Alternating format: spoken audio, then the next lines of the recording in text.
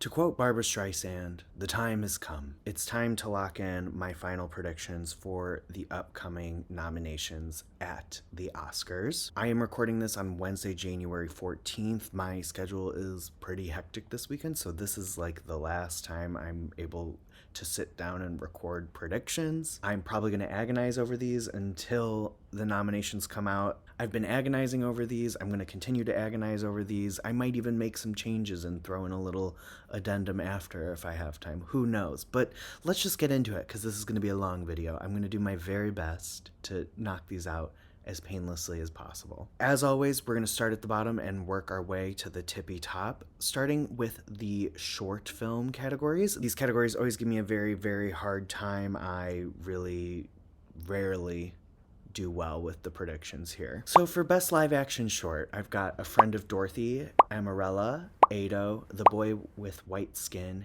and Beyond Silence. I don't have much to elaborate on with that. For best documentary short, I've got Cashing Out, The Devil is Busy, All the Walls Came Down, Armed with Only a Camera, and All the Empty Rooms. For best animated short, I've got Forever Green, Autocar, Butterfly, Aru, and Snow Bear. I've actually seen those 5 shorts and they are quite beautiful, so would be very excited if that worked out. Next up, best international feature. At number 5, I've got Surat right now. I think Neon can get that one in there. There was a lot of love for it at the Golden Globes. I think Surat is showing up in really good places that show a lot of promise and strength for it as a film across the board. At number 4, I've got No Other Choice. I feel like this one is starting to dwindle a little bit in momentum, but I think it still will get in there. At number 3, I have It Was Just an Accident. This movie was the perceived frontrunner for a long, long time, but it has also dwindled greatly, but it's still gonna make it in here. 2, I have Sentimental Value. I think this movie's gonna get a handful of nominations. I think it's in a good place. But my number 1 right now, and my projected winner when we get to that, is The Secret Agent. This has been surging. This movie has been having quite a moment, and I think it's only going to continue to do so. Next up for Best Documentary Feature, I have My Undesirable Friends, Cover Up, The Alabama Solution, 2,000 Meters to Andrivka, and The Perfect Neighbor. The Perfect Neighbor, 2,000 Meters, and My Undesirable Friends have really shown up strong at precursors. I also think Cover Up has been having a good presence as well. We will see. Similar to the short categories, documentary is always one I kind of struggle with. For Best Animated Feature, Little Amelie or The Character of Rain, Elio, Arco, Zootopia 2, K-Pop Demon Hunters. Not much to discuss. I think it's kind of been a low-key year for animation. I think these are the 5. For Best Visual Effects, stay with me here. I've got The Lost Bus, Jurassic World Rebirth, Superman, F1, and Avatar Fire and Ash. Both Jurassic World and The Lost Bus showed up at the Visual Effects Society nominations, and that is a big precursor for this category. Frankenstein missed. Wicked for Good did not show up, so I put in Jurassic World Rebirth and The Lost Bus in those final 2 slots. For Best Sound, I have F1, Sinners, Avatar Fire and Ash, One Battle After Another, and I'm going out on a limb and giving my 5th slot to Surat. Wicked had a tough outing with its own precursor in this category, so I kind of don't think they're going to go for it here. For Best Song, I have Dear Me from Diane Warren Relentless, Train Dreams from Train Dreams, Wicked for Goods, The Girl in the Bubble, I Lied to You from Sinners, and Golden from K-Pop Demon Hunters. Part of me really wants to put The Last Time I Seen the Sun from Sinners as well. I feel like that one is also a very strong contender. I think now at this point, if any movie was going to have a double nominee in this category, it would be Sinners. However, as we know, Diane Warren, inevitable, unfortunately. Moving right along to Best Score, I have F1, Frankenstein, Hamnet, One Battle After Another, and Sinners. I really would love for that 5th slot to go to Surat. That would be very, very cool. I just think F1 has a lot of momentum behind it in these tech categories, and that score has been a common point of praise, and it has shown up at other awards bodies. Moving right along to Best Production Design, I have Avatar Fire and Ash, Hamnet, Sinners, Wicked for Good, and Frankenstein. And then in Best Makeup and Hairstyling, I've got Marty Supreme, The Smashing Machine, Sinners, Wicked for Good, and Frankenstein. And for Best Costume Design, I'm actually going to go Hedda at number 5, Hamnet, Wicked for Good, Sinners, and Frankenstein. Pretty big overlap in those categories. I think Frankenstein is taking all 3 of those. I know this isn't the winner prediction video, but like mark that. Hedda as like a lone costume design nominee, I think costume design is kind of like the perfect place for like a lone nominee to show up. Hedda had a good showing at some of those precursors for this particular award, so I'm gonna go for it. For Best Film Editing, I have Hamnet, Marty Supreme, Sinners, F1, and One Battle After Another. For Best Cinematography, I've got Marty Supreme, Train Dreams, Frankenstein, One Battle After Another, and Sinners. Hamnet missed a big precursor for this one, so I did take it out. Brought me no joy to do so. I also think that movie is like a bit more still and has like more compositions than some of these other movies that are kind of moving and grooving, you know? And I feel like they tend to go for more energy in this category. Best Casting, this is a new category. We don't really have a lot of precedent for it. We don't have precursors really to work with, so we're going with a hope and a dream. But I have Frankenstein, Marty Supreme, Hamnet, One Battle After Another, and Sinners. I'm really using the SAG Ensemble as kind of my guiding light. I also think Weapons could like make a play here. I think Weapons has the whole, you know, it was cast and the whole cast essentially had to be recast. I think that's a really great narrative for it. I just don't know how strong Weapons is going to be. Not to spoil a later category, but if I were to like be predicting Weapons in Best Picture, I would also probably throw in a casting nomination and a screenplay nomination, but I just don't have that, so that's why it's not here. For Best Original Screenplay, I have been agonizing over this 5th slot all day. I feel like a few movies could go in here. We could have a Weapons moment. I think a lot of people are making the case for The Secret Agent here. I would love that. I think that would be really great. There are people still believing in Jay Kelly for maybe like a lone screenplay nomination, but I think the nail on the coffin has been hammered to death on Jay Kelly. I think that is not going to show up at the Oscars. There are also cases being made for Blue Moon as like a screenplay actor package, but I don't know that it really has the gusto behind it. So my number 5 slot, I'm kind of going No Guts, No Glory, a little bit Hope Diction, but I don't think it's impossible. I have Sorry Baby. I think Sorry Baby has its fans. I think it has a lot of love. It has shown up at the Globes, not for screenplay, but Ava Victor getting nominated at the Golden Globes shows me people watched it, people liked the movie. Speaking of the Golden Globes, Julia Roberts shouting out that movie on stage right before giving out the biggest award, not nothing at all. Does that have the power to like toss it in there? Who knows? The screenplay categories are also like great places for lone nominations to like wiggle their way in there, and I think Sorry Baby is like prime for that. Constantly going back and forth between this and Secret Agent. My hesitation with Secret Agent is I can't really in my head justify 3 international slots in this category the way I have it. I just don't think the Academy will go for that. I would love it. I would love it so much, but you know. At number 4, speaking of international, I have It Was Just an Accident. I had this as win competitive a couple months ago, and as I mentioned earlier, it's really dwindling and it's really sad. Number 3, Marty Supreme. Number 2, Sentimental Value. And number 1, Sinners. For Best Adapted Screenplay, I have Train Dreams, Frankenstein, Begonia, Hamnet, and One Battle After Another. Best Supporting Actor, I think this category is pretty locked. It has been all season if you've been watching my regular updates. It's kind of the same 5 we've been talking about all season long. At number 5, I have Paul Mescal, Hamnet. I don't foresee him missing. He's attached to a very strong film, but he has been the weakest and most inconsistent one, I think, of the bunch. He's missed here and there, and especially in like the regional groups, but I think he'll still get in. At number 4, I have Sean Penn, One Battle After Another. Number 3, I've actually got Benicio del Toro for One Battle After Another. He's dropped a little bit, was cleaning up on the critics group circuit, but hasn't won a major precursor yet, has not given a televised speech. Number 2, I have Jacob Elordi for Frankenstein. He won Critics' Choice, which was like a really cool win, a really fun surprise. Did not win the Golden Globes, but that Critics' Choice win did not happen in time to overlap with Golden Globes voting. So if we're going to see an impact from that, it would be SAG. And Stellan Skarsgård is not nominated for SAG. If Jacob Elordi could pull that win off, and I think he could, it could really make this an interesting race. But my number one right now is Stellan Skarsgård for Sentimental Value. He just won the Globe, gave a great speech. I think he is very competitive to win BAFTA, and I think BAFTA has a little more oomph behind the acting branch. So yeah, that's where I'm at. Another category I've been agonizing about, don't be shocked if there's an addendum in this, it's Best Supporting Actress. After a few years of having like an outright sweep in this category specifically, this feels very chaotic right now. It feels very up in the air. It looks very different than when award season started. I really don't know what to make of it. In my number 5 slot, I've been going back and forth. I've been agonizing over it. I still have Ariana Grande, Wicked for Good. Wicked for Good missing PGA, big hit to her. Big hit to her, really shows like the weakness of that film in award season. A lot of people were saying, oh, it could have like the Wakanda Forever haul, but even Wakanda Forever made the PGA lineup. I still have her in though, because she has been consistent. She has made every precursor, and while the film isn't as strong as its predecessor,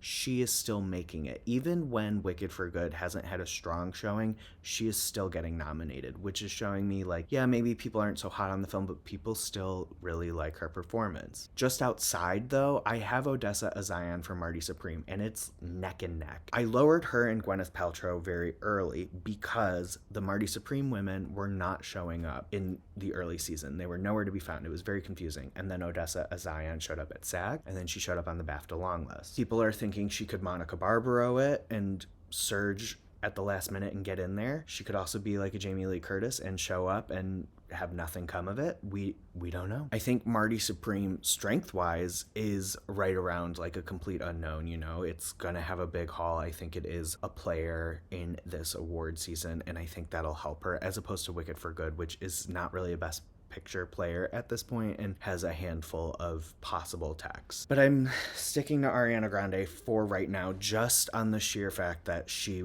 has been consistent and showed up everywhere, but that's never a guarantee, and I'll probably switch it 100 times more. Number 4, Inga Ibsdottir Lilias, Sentimental Value. I think Sentimental Value did take a hit when it missed SAG, but like they never award international films, they never nominate international performances really, so not terribly shocking, and it made up for it at BAFTA. She has been more consistent than Elle Fanning. I think she has a little more strength behind her, so I'm putting her there. Number 3, I have Wumi Masaku. I had her in my like way too early lineup. I would have loved for that to happen, but I didn't know if the Academy would go for like horror performances. Like, yes, we had Demi Moore, but they're still a little weird about it. She had Gotham, Critics' Choice, and then SAG and BAFTA long list. She only missed Golden Globe, so I think she's gonna make it. Plus, Sinners is huge. It's the second biggest movie in this race right now, so I think she's gonna do it, and I'm very excited for her. I think Wumi Masaku is pretty set. These next two I think are locked. At number 2, I have Amy Madigan for Weapons. She's showing up everywhere she needs to, has a lot of passion behind her. She has the narrative. I think she's getting in there. We'll have to see like how the season unfolds. I don't think she's going to win the Oscar, and her not taking the Globe kind of proved that to me. It just kind of seemed like, yeah, there's a lot of passion specifically behind her from the critics groups, but like it would kind of fizzle out by the time we got really going. And Weapons isn't like a big Best Picture player, not unlike the person I have at number 1, who is Tiana Taylor for One Battle After Another. That Globe win was really good for her. I think she can continue that momentum. It'll be great for her, and plus she's tied to the Best Picture frontrunner. But I don't think this category is by any means like signed, sealed, delivered. I think anything can happen. Like maybe Inga takes BAFTA. Who knows? Next up, we've got Best Actor. Right now in the 5th slot, it pains me to say this, I have Wagner Moura for The Secret Agent. I had him win competitive a couple months ago. I really thought he could. He didn't make SAG, which wasn't a surprise, but would have been helpful. And he missed the BAFTA long list, which was quite shocking. However,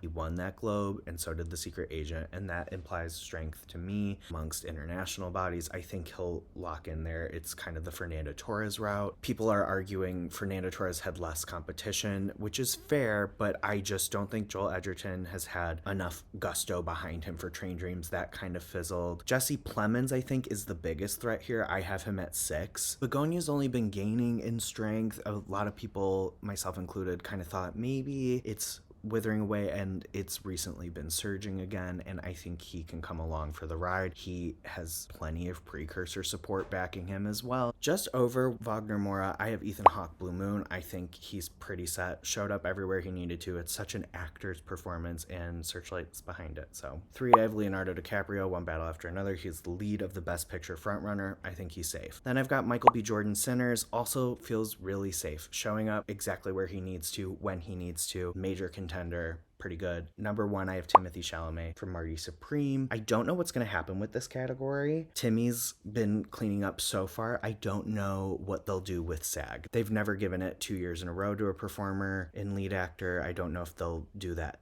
this time. And then BAFTA feels like a big question mark. I don't know that BAFTA's gonna go for Marty Supreme. Marty Supreme just feels like a very American film. I just don't know that they'll go for it. So I'm very interested to see what happens with those two in the race going forward. Now it's time for my favorite category, Best Actress. Honestly, this one feels a lot less up in the air than it has in the past, despite it being an utter bloodbath this year. There's so many worthy performances that could have easily made this 5, but I feel like the dust has settled and we have a very clear 5 going into Oscar nominations. At number 5, I have Renata Reinsve for Sentimental Value. Again, SAG really took the wind out of its sails, but it wasn't unexpected. BAFTA longlist made up for it, but she does feel the weakest out of the bunch. For me, I feel like she's the shakiest. That character disappears for a good chunk of the film too, and that makes me nervous. I don't know. I think she's good though. Sentimental Value is going to show up in supporting, perhaps both supporting. It's got a screenplay. It'll probably show up in some bigger categories. It's got international. I think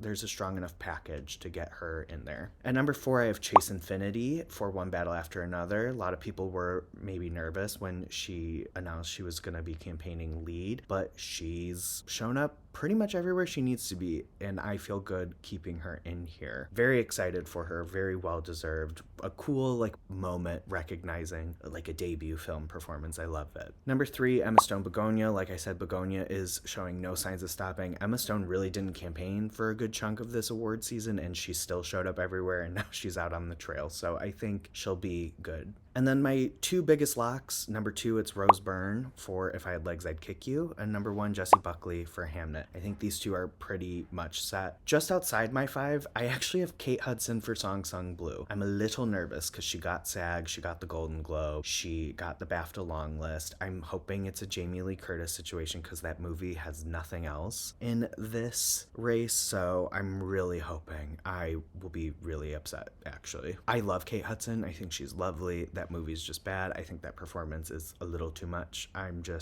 Let's not do a legacy, we like her, let's give her another award kind of thing, you know? Next, we've got Best Director, another category that is causing me stress. I thought it would be pretty easy, and then DGA came out, and then the BAFTA long list came out and gave us kind of different things, so I don't really know what I'm doing here. But at number 5, I'm going Joachim Trier, Sentimental Value. He made the BAFTA long list. He's got the European Film Award. Sentimental Value strong. I think maybe they'll want to nominate him after not giving Worst Person in the World more love, you know? I feel pretty okay about having him here. At number 4, I'm sticking with Guillermo del Toro for Frankenstein. Yes, he missed BAFTA long list, but Frankenstein is competitive. I would say it's a top 5 Best Picture nominee, and they love Guillermo del Toro. Do not count him out. They love him, and he's shown up other places too. He's had a strong presence this award season. Number 3, Chloe Zhao Hamnet. I feel pretty good about it. Same with number 2, Ryan Coogler Sinners. I think they both have consistently shown up everywhere. Their films are very strong. People were nervous about Ryan Coogler because it's a populist film. The director's branch isn't really kind to genre films, but I think he has made the run. He's been more consistent than some snubs in the past with genre films, and I think he's got some big names in his corner. Cough, cough, Christopher Nolan. But at number 1, it's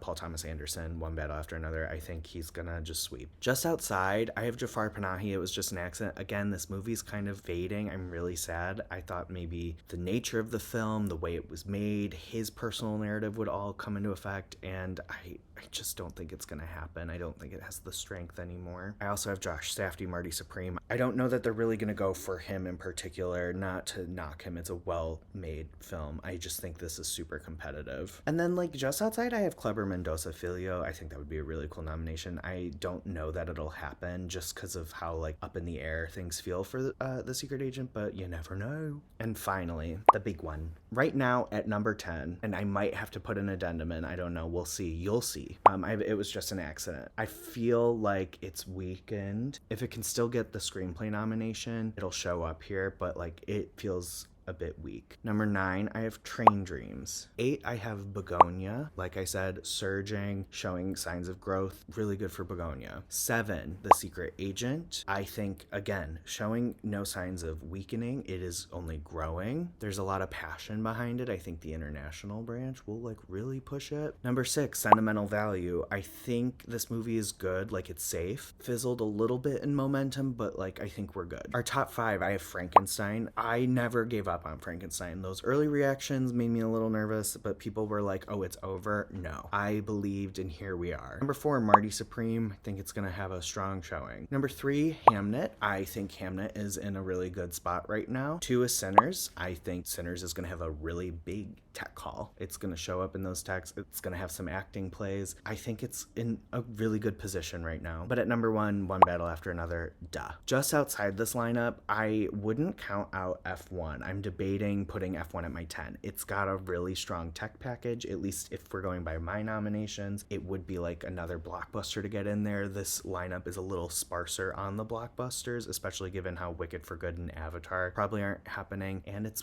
really well liked. I think it could get in there. Thank you so much for tuning in. Sorry for the chaos. Thank you for riding the wave. I love award season. Make sure you do all the things you're supposed to do with a YouTube video. Make sure you like, comment, subscribe, share, follow me everywhere. I am going to be waking up early to live react and hopefully get a video out ASAP to you all for that. But until the next one, bye.